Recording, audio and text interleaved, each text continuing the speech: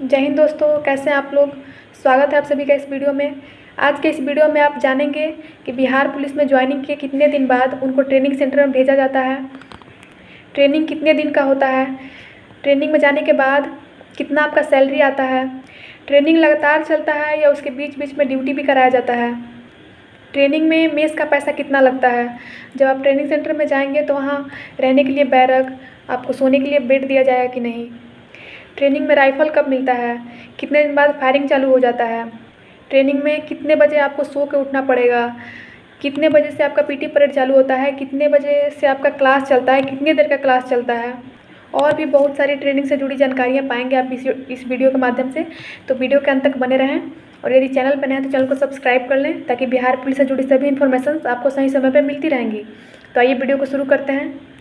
सबसे पहले आप ये जान लें कि आप जिस भी जिला बल में ज्वाइन करेंगे वहाँ पे आपको ट्रेनिंग सेंटर जाने से पहले 1-2 महीने रखा जाएगा और उस 1-2 महीने में आपसे वर्कआउट यानी पीटी परेड, छोटा मोटा फटिक लिया जाएगा, आपसे थोड़ा बहुत ड्यूटी भी कराया जाएगा।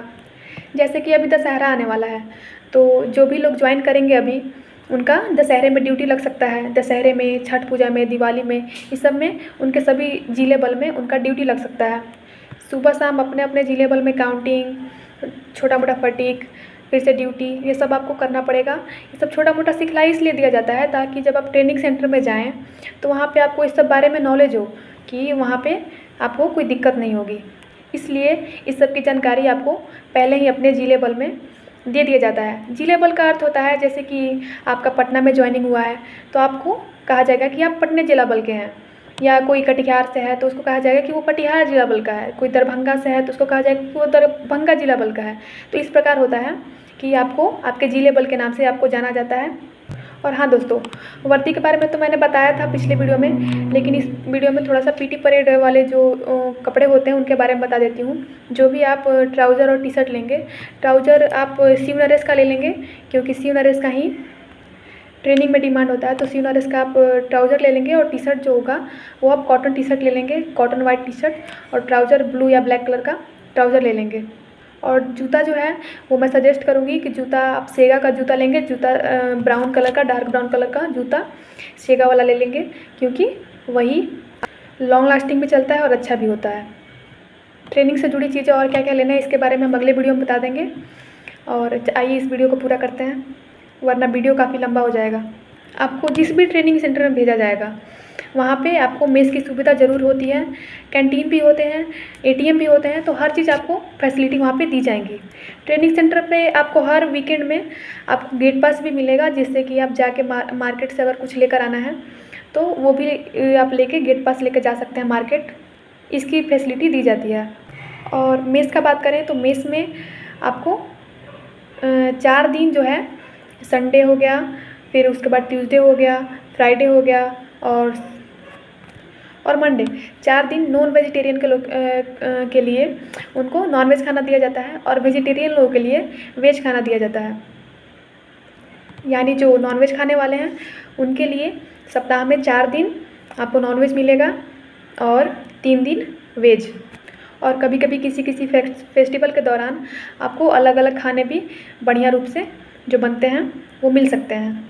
तो आप लोग खाने को लेके बिल्कुल टेंशन ना लें क्योंकि खाने में कोई कमी नहीं की जाती है वहाँ पे। जितना आप खाएंगे उतना खाना मिलेगा, तीनों टाइम जितना आप खा सकें, यानी 8 बजे, 12 बजे, फिर रात में 7-8 बजे, जितना आप खा सकें उतना खाना खा सकते हैं। तो खाने में किसी प्रकार की दिक्कत नहीं होगी। खाने के लिए मेस चार्ज आपको लगभग 5500 के आसपास पड़ता है।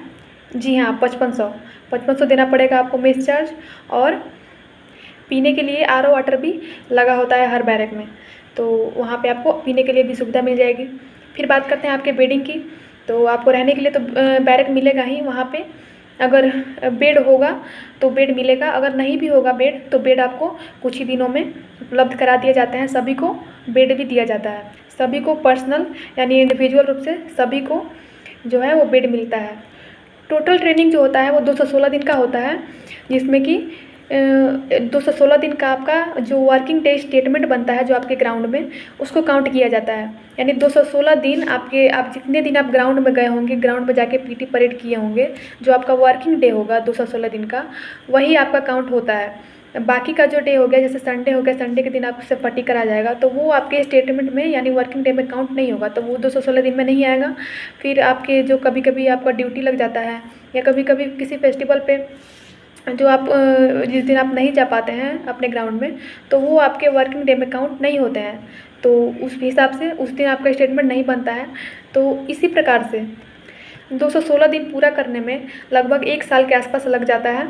और कितने लोगों के मन में चल रहा होगा कि 216 दिन तो यानी 3-4 महीने में ख़त्म हो जाएगा, तो ऐसा कुछ भी नहीं है। 216 दिन के बीच में आप हर दिन का स्टेटमेंट बनता है, लेकिन बीच बीच में कभी कभी आपका जो गैपिंग होता है, संडे हो गया, फेस्टिवल हो गया, तो उस सबको काउंट नहीं लिया जाएगा। तो इस प्रकार से आपका 216 दिन पूरा होते होते आपको लगभग 1 साल लग ही जाता है। तो पूरा ट्रेनिंग आपका 216 दिन का चलेगा और 216 दिन पूरे होने के बाद आपसे पासिंग आउट की तैयारी करानी शुरू हो जाती है। जैसे कि 216 दिन जब पूरे हो जाएंगे, उसके बाद आपसे जितना दिन आप क्लास किए हैं, पीटी परेड किए हैं, उसका एग्ज़ाम लिया जाता है। जो भी फाइनल टेस्ट होता है उसका एग्ज़ाम लिया जाएगा। फिर एग्ज़ाम लेने के बाद 10 दिन पूरा ज़ोर शोर से चलता है आपके पासिंग आउट की तैयारी। जो फाइनल डे जो आप लोग परेड करेंगे, आप लोगों को पता नहीं आप देखे होंगे कि नहीं सामने से, जो फाइनल डे एक परेड होता है, उसको सरमोनियम परेड कहा जाता है, वही आपका पासिंग आउट परेड होता है। उसी दिन आप आखिरी परेड कर रहे होते हैं अपने ट्रेनिंग सेंटर के ग्राउंड में। उसके बाद से फिर आपको अपने ट्रेनिंग सेंटर में कभी नहीं बुलाया जाता है। जो कैंडिडेट्स फेल कर जाते हैं वही फिर जाते हैं दोबारा ट्रेनिंग करने, वरना जो पास कर जाते हैं उन्हें नहीं बुलाया जाता है। तो ये आपके फेलियर्स की बात हो गई, और जो पास कर जाते हैं उनको तो टेंशन लेने की ज़रूरत ही नहीं है। पूरे ट्रेनिंग में आपको 10 दिन का जो टीएल अवकाश होता है, यानी ट्रेनिंग लीव जो होता है, 10 दिन का मिलता है। ये 10 दिन आप कभी भी बीच बीच में ले सकते हैं लेके, जैसे किसी भी इमरजेंसी पे या कोई एग्ज़ाम आपका पड़ा, तो उस एग्ज़ाम के टाइम में आप अपना वो जो 10 दिन का छुट्टी है उसमें से ले लेके आप जा सकते हैं एग्ज़ाम देने। ओएस नहीं करना होता है, यानी ओवर स्टे जो होता है वो नहीं करना होता है, क्योंकि ओवर स्टे करने पे आप पे जो होती है बाहरी कार्रवाई करनी पड़ती है उन लोगों को। और वो आपको ये आपका जो सर्विस बुक होता है उसमें भी मेंशन कर दिया जाता है कि आपने ओवर स्टे किया है। तो ओएस नहीं करना है, 10 दिन में ही अपना आप सब लोग अपना अपना छुट्टी बचा कर रखेंगे, ज़रूरत पड़ने पर ही बीच बीच में लेते रहेंगे, क्योंकि ट्रेनिंग ख़त्म होने के पश्चात आपका वो टीएल अवकाश जो होता है वो भी ख़त्म हो जाता है। तो जो लोग सोचते हैं कि ट्रेनिंग का जो है वो लीव बचा लेंगे और बाद में ट्रेनिंग से पासिंग आउट करने के बाद ले लेंगे, तो वो उसका जो वैलिडिटी होता है वो ख़त्म हो जाता है। तो ट्रेनिंग के अंदर ही आप बीच बीच में अपना जो टीएल अवकाश होगा वो ले लेंगे। और हाँ, अगर कोई चाहे तो अपने घर से भी आप हंसुआ खुरपी लेकर जा सकते हैं, क्योंकि वहाँ जाने के बाद आपको फटीक तो करना ही पड़ेगा। तो या तो वहाँ पे जाके ख़रीदें या आप अपने घर से ही लेकर जाएँ। तो हंसुआ खुरपी तो इम्पॉर्टेंट होता है, क्योंकि फटीक जो है वो सबसे कराया जाता है। वो फटीक आपके पुलिस मैनुअल में भी शामिल है कि आपको फटीक करना है, तो फटीक सबसे लिया जाएगा। आप लोग उसके लिए हंसुआ खुरपी ले लेंगे। जब आपका ट्रेनिंग का स्टेटमेंट बनना शुरू हो जाता है, यानी आपको जब ग्राउंड में बुलाना शुरू कर लिया जाता है, तो आपको सुबह में 4 बजे ही 4 बजे उठना नहीं पड़ेगा। एक्चुअली आप 4 बजे के पहले ही उठना पड़ेगा, क्योंकि 4:05 या 10 मिनट तक आपको अपने अपने ग्राउंड में उपस्थित हो जाना होता है। तो आप 4 बजे से पहले अगर नहीं उठेंगे तो फ्रेश होके फिर कपड़ा वपड़ा पहन के जाने में थोड़ा टाइम लगता है। तो उसके अकॉर्डिंग आप कभी भी आप 4 बजे आपको अपने ग्राउंड में उपस्थित हो जाना होता है। फिर वहाँ पे स्टेटमेंट बनता है, प्रेयर वगैरह ये सब, फिर दौड़ हो गया, फिर आपके पीटी परेड, फिर ये सब स्टार्ट हो जाता है। तो इस सब के बीच में आपको 8 बजे नाश्ते के लिए छोड़ा जाएगा। नाश्ता करके फिर आपको 9 बजे से क्लास जाना होता है। उसके लिए भी जो है हर चीज़ का रूटीन बन के आता है। जैसे कि गर्मी के लिए जो होता है वो अलग रूटीन बन के आता है, और ठंडी में ठंड की वजह से वो अलग रूटीन बन के आता है। तो 1-2 घंटे का अंतर होता है, बाकी सब सेम चलता है। तो उसके बाद आपका क्लास चलता है, 2 घंटे का क्लास करना होता है। फिर क्लास के बाद 2 घंटे का रेस्ट, और फिर आपका जो है उसके बाद फिर आपको दोपहर में फिर ट्रेनिंग के लिए ग्राउंड में जाना पड़ता है। तो इस प्रकार आपका ट्रेनिंग चलता है। ऐसे ही आपका जो है वो 1 साल ख़त्म हो जाता है, कब पता नहीं चलता, क्योंकि वहाँ पे सुबह से लेकर रात तक भागा दौड़ी स्टार्ट रहती है। शाम में डेली शाम में वहाँ पे रात में काउंटिंग लिया जाता है 7 बजे कि कितने लोग उपस्थित हैं। तो इस प्रकार आपका ट्रेनिंग का चलता है टाइम। तो ये होगा ट्रेनिंग के बाद। ट्रेनिंग में आपको कब तक आपका सैलरी आता है, इस बारे में बात कर लेते हैं। सैलरी आपका तब आता है जब आपका जो एनपीएस खाता होता है वो बनकर तैयार हो जाता है। जैसे कि मैंने बताया था एक और वीडियो में, वो जब बन के तैयार हो जाता है, सारे प्रोसेस आपके जो डाटा होते हैं अकाउंट ये सब आपके कर लिए जाते हैं, उसके बाद वहाँ पर भी आपके जिला बल से एक फॉर्म आता है, जिस फॉर्म में आपको अपना अकाउंट नंबर ये सारे चीज़ मेंशन करके फिर भेजने होते हैं। वो जाने के बाद फिर जब वो आपके जिला बल में जाएगा तो वहाँ से फिर आपका जो है वो सैलरी का एक मैसेज आएगा RBI से, फिर SBI से मैसेज आने लगेगा, फिर आपके पहले 1 महीने का सैलरी भेजे जाएंगे वहाँ से, 1 महीने का सैलरी आएगा। फिर उसके बाद जो होता है जो अगले महीने में आपके जितने दिन का जो सैलरी बचा हुआ, जिस दिन आप मतलब जिस दिन से आप ज्वाइनिंग किए होते हैं पहले दिन से लेके उस दिन तक जितना पैसा आपका जो बचा होता है उसमें वर्दी भाता ऐड करके हर चीज़ का पैसा ऐड करके एक साथ भेज दिया जाता है। तो ये हो गया ऐसे आपका सैलरी। फिर जब वो आ जाता है उसके बाद हर महीने आपका सैलरी रेगुलर आने लगता है। सैलरी जो है वो 7th पे कमीशन के अकॉर्डिंग आपको जो 2000 ग्रेड पे है वो 21,700 बेसिक पेमेंट आपका बन के आता है। उसके बाद उसमें जो भी कुछ और भी सारे जितने भी अलाउंस है वो सारे जोड़ जाड़ के आपको 35,000 के आसपास सैलरी मिलता है। और ये सैलरी जो है वो थोड़ा बहुत कम या ज़्यादा हो सकता है जिला के अकॉर्डिंग, क्योंकि सारे ज़िले का अलग अलग सैलरी बन के आता है। ये हो गई आपके सैलरी की बात। अब बात करते हैं कि आप कब अस्थायी रूप से आप सिपाही कहलाने लगते हैं। देखिए 3 साल के अंदर माना गया है ऐसा कि 3 साल के अंदर आपका जो है वो सरकारी रूप से मतलब अस्थायी आप नहीं हो पाते हैं सिपाही।